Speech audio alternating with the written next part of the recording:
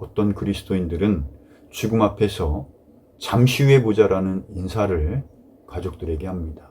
그런데 그 말이 결코 틀린 말이 아닙니다.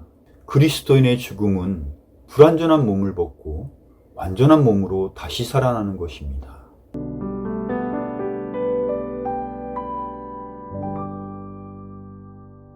어느 누구도 질병을 계획하거나 자신의 의지로 아픈 사람은 없을 것입니다. 그리스도인도 내 뜻과 상관없이 죽을 병에 걸립니다.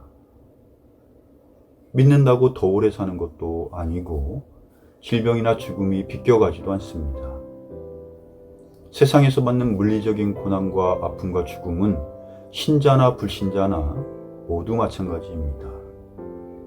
차이가 있다면 그리스도인은 고난 앞에서 하나님께 의지할 수 있으며 힘과 위로를 구할 수 있다는 것입니다.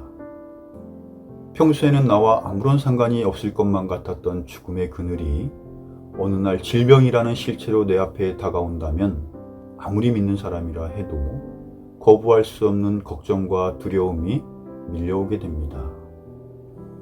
마지막 힘을 다해 삶의 의지를 가져보려고 하지만 안타깝게도 내 몸이 내 마음대로 되지가 않습니다. 삶의 연한이 나의 노력과 의지로 되는 것이 아니며 죽음 앞에서 한없이 초라하고 무기력한 자신의 모습을 보면서 많은 눈물을 쏟아내기도 합니다. 믿는 자들에게도 죽음이 두려울 수밖에 없는 것은 한 번도 경험해 본 적이 없고 사랑하는 사람들과의 슬픈 이별이 있기 때문입니다.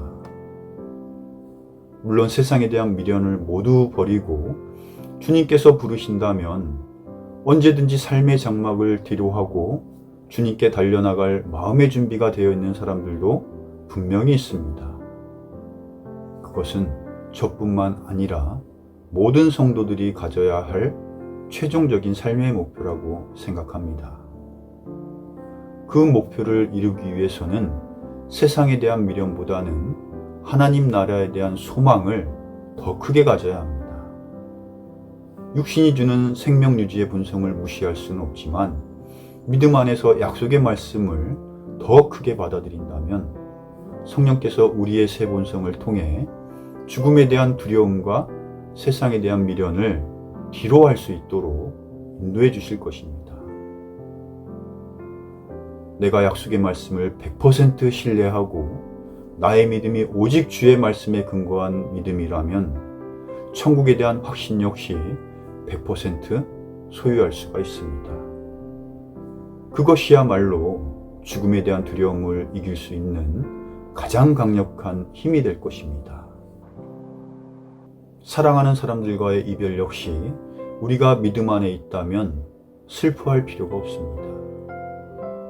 예수님께서 재림하실 때까지 신자의 혼은 하늘 낙원에서 안식을 취한다고 했습니다. 낙원에서의 안식은 세상적인 시간 개념이 적용되지 않기 때문에 실제 이 땅에서 이루어지는 육신의 죽음과 부활은 멀리 떨어져 있는 것이 아니라 연결된 시간과도 같습니다. 쉽게 말씀드린다면 육신의 죽음과 부활이 세상적인 시간 안에서 연속적으로 일어난다는 것입니다. 어떤 그리스도인들은 죽음 앞에서 잠시 후에 보자라는 인사를 가족들에게 합니다. 그런데 그 말이 결코 틀린 말이 아닙니다. 나와 사랑하는 사람들이 하나님의 자녀라는 신분을 얻었다면 죽음과 동시에 영원한 부활의 몸으로 다시 만나기 때문입니다. 그래서 그리스도인의 죽은 육신을 가리켜 잠을 잔다라고 표현을 합니다. 애벌레가 무덤과 같은 고치 속에 있다가 화려한 날개를 가진 나비로 변화되어 날아오르는 것과도 같이 그리스도인도 죽음과 동시에 변화된 완전한 몸으로 예수 그리스도를 향해 영광된 모습으로 날아오를 것입니다.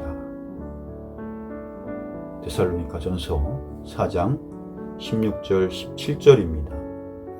주께서 호령과 천사장의 음성과 하나님의 나팔 소리와 함께 친히 하늘로부터 내려오시리니 그리스도 안에서 죽은 자들이 먼저 일어나고 그 뒤에 살아서 남아있는 우리가 그들과 함께 구름들 속으로 채 올라가 공중에서 주를 만나리라. 그리하여 우리가 항상 주와 함께 있으리라.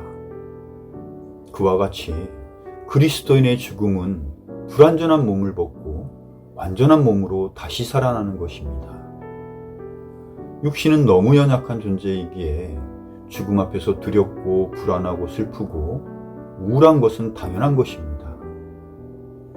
그렇지만 믿음 안에서 부활에 대한 소망을 더 크게 갖는다면 질병 중에 다가오는 모든 부정적인 생각들을 완전하게 이겨낼 수 있다고 생각합니다. 이상 마치겠습니다.